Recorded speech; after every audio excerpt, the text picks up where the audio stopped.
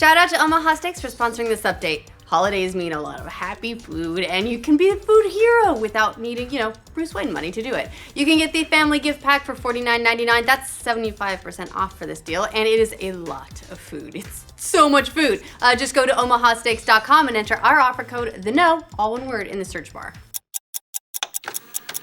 Welcome to The Know, I'm Ashley, and not content to just take the top honors of Black Friday, it looks like Nintendo Switch may also be the most sought after online product for Cyber Monday as well. This data similarly comes from Adobe Digital Insights, who takes thousands of online retail data points to determine what people are most interested in purchasing. Now, it doesn't necessarily mean purchases, it means what people are looking for, but that does seem to be Nintendo Switch, despite the console not seeing any discounts. Once again, this isn't a representation of actual sales or anything regarding transactions at retail, but really interesting to gauge the holiday demand for the Switch because it gives us an idea how many sales are going to happen over the next several weeks. But we'll have to wait for those weeks to hear more about November's actual hardware numbers. Does Nintendo know something that we don't know about the upcoming Game Awards show? Probably. Ahead of the show's premiere next week, it looks like Nintendo's holding a giveaway via Twitter with 5 lucky recipients getting free passes to the ceremony. Now, while this could just be coincidence, this definitely has some wondering if it means Nintendo's planning on dropping some big news. Maybe a trailer or two, some announcements, at the awards show. Now, considering there are hints we could be getting more than a dozen world premiere trailers with reveals of previously unconfirmed games likely to be in the mix, it is a definite possibility. Or they could just be getting ready to celebrate all those awards they're likely to win between Super Mario Odyssey and Breath of the Wild. That's also a distinct possibility. Whatever the case, the Game Awards will air on December 7th, and we'll see then. Could the biggest game on the internet soon turn into the biggest game on mobile? That might be the case, according to some recent developments out of Chinese publishing giant Tencent, who apparently has plans to take PlayerUnknown's Battlegrounds to mobile phones in China, because it'll be just the exact same gameplay experience. The publisher just announced an official faithful mobile port of the game for the Chinese market, one that they're working on in conjunction with the developer Bluehole. This isn't too big of a surprise when you look at just how many mobile clones of the game there are overseas, but it definitely begs the question how that experience is going to translate in an authentic way. No word on when the game is going to be coming to phones, but it'll probably be selling in the millions when it does, and it'll print even more money.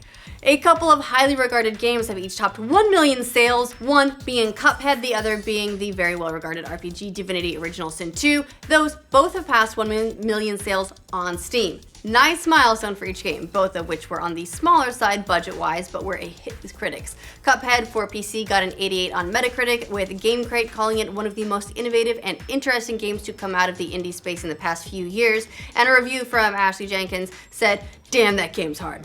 Divinity Original Sin 2 got a 93 on Metacritic, with US Gamer calling it simply the pinnacle of the CRPG genre.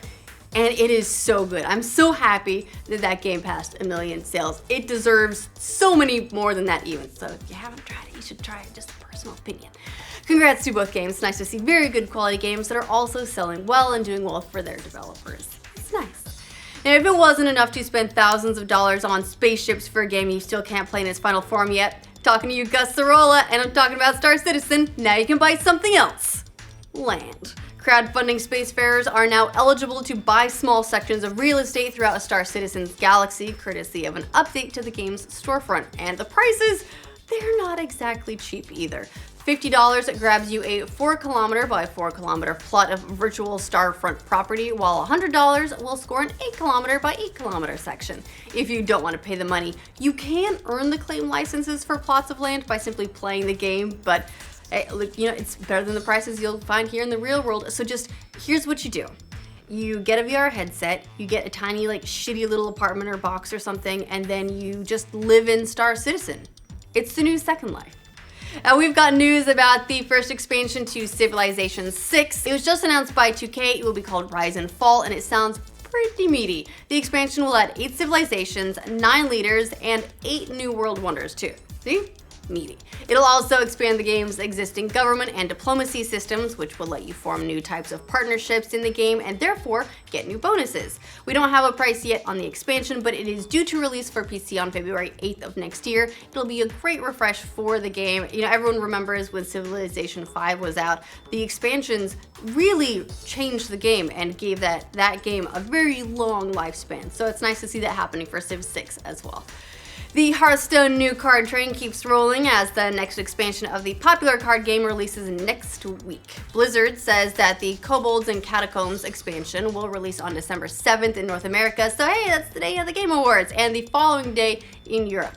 The expansion has 135 cards, along with a new single-player mode called Dungeon Runs.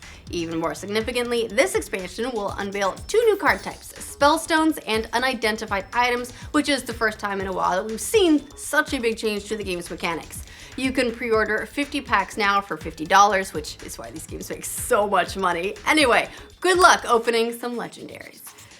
It's common for a developer to give out free copies of their game. You know, it happens, but this next one may have set a new record. Developer Fat Shark is giving away 1 million Steam keys for its very first game, the Wild West shooter Lead and Gold Gangs of the Wild West. Of course, there is a catch. You have to follow Fat Shark on Twitter and then they'll send a key to your email address, but still free-ish game. Lead and Gold, which is a third-person team-based game released back in 2010 for PC. It got a 70 on Metacritic, but hey, it's free. You can always unfollow them later. One of this month's greatest memes has been Superman's weird-ass upper lip in Justice League, thanks to the VFX removal of Henry Cavill's mustache due to contractual obligations he already had with another movie that wouldn't allow him to shave it. Naturally, the internet's got some questions about how this process went down. Thankfully, one of the film's VFX artists is talking. The artist spoke in a recent Reddit AMA, shining some light on the situation. When asked about some of the shots of Cavill's now meme-worthy lips, he wrote, "Our team did a lot of the beard removal and face replacement on Superman, and we were proud of our shots and that general audiences wouldn't notice too much. I'm not sure which other studio did that opening shot on the cell phone, but it's dreadful. It shouldn't have been approved internally, let alone gone all the way to make it into the film." That really was a very noticeable shot. You couldn't really see anything else. The artist also added that Paramount's refusal to allow Cavill to shave and then add a digital beard, which is apparently much easier, was petty. Apparently Warner Brothers offered to pay for the VFX to be done for Paramount, but they still shot him down. So hey, now you know a little bit more about that not so smooth-faced Superman.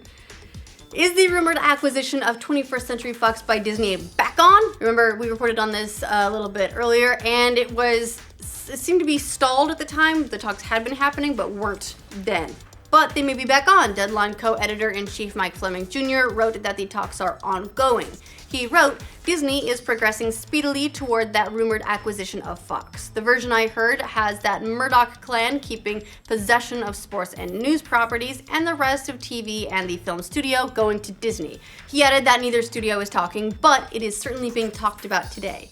Interestingly, he added that Hollywood types aren't really enthusiastic about the possible merger because of the uncertainty that comes with potentially reducing a major studio to content generators under the Disney silo system. Yeah, okay, that's a fair enough concern, but X-Men Avengers crossover. The Fantastic Four could be good again. Make it happen. All right, here's something I never thought that I would say. I should have invested in Bitcoin. Though the cryptocurrency recently passed $10,000 yesterday and has shot up more than 933% since the beginning of 2017. That's huge. There are, of course, concerns about the currency being associated with illegal activities like, paying ransoms to hackers or buying drugs off the dark web, but that doesn't appear to have scared off investors who have driven up the price. It is worth noting that we still don't know who invented Bitcoin. Recently, Elon Musk denied a blog post that he's Satoshi Nakamoto, the pseudonym of the currency's mysterious creator. So how big has it gotten besides its explosive growth this year? Well, as The Guardian noted, its total value now exceeds the stock market values of Boeing, McDonald's, and Disney. So that's a lot. Is it a bubble about to pop? Time will tell. But for now, the getting's pretty good. Well, no, it's actually not great. It's great if you already got it. So So that's all the news for this roundup. Let us know what you think of these updates in the comments down below to make sure you get news from every corner of the internet every weekday. Like this video. If you're new to this channel, subscribe to The Know. We'll news you all the time. Thanks to Omaha Steaks for sponsoring this update. Look, we've had Omaha Steaks as a sponsor a few times before, so some of you may have tried them, and they are pretty awesome for the holidays because, you know, this is the time of year when all the food comes out. Omaha Steaks is offering their family gift pack for $49.99, which is 75% off, and it contains so much stuff. 2 filet mignons, 2 top sirloins, 2 boneless pork chops, 4 boneless chicken breasts, 4 kielbasa sausages, 4 burgers, 4 potatoes au gratin, 4 caramel apple tartlets, a seasoning packet, and because that wasn't all enough, an additional 4 kielbasa sausages. They've sent this pack to us. It is enough to feed a small army. You're gonna need to make room in your freezer. I particularly, like, in case you were wondering, the fillets with the potatoes au gratin and the caramel apple tartlets. But yeah, I don't know, the sausages are really awesome too. Honestly, it's all pretty great. We kind of fight over it in the office and it becomes this real Hunger Games situation, except none of us are hungry. If you want to snag the family gift pack for $49.99, just visit omahasteaks.com and enter our code, THEKNOW, all one word, in the search bar to bring it up.